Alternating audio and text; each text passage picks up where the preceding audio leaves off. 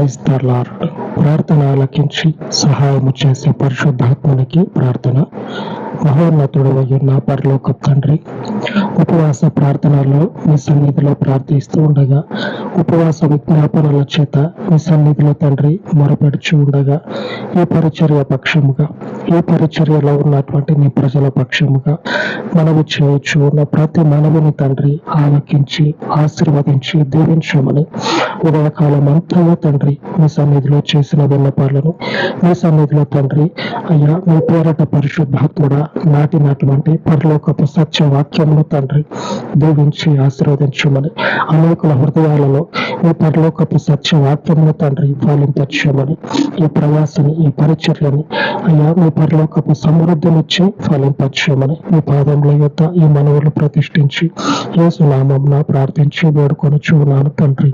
ఆమేన్, ఆమేన్.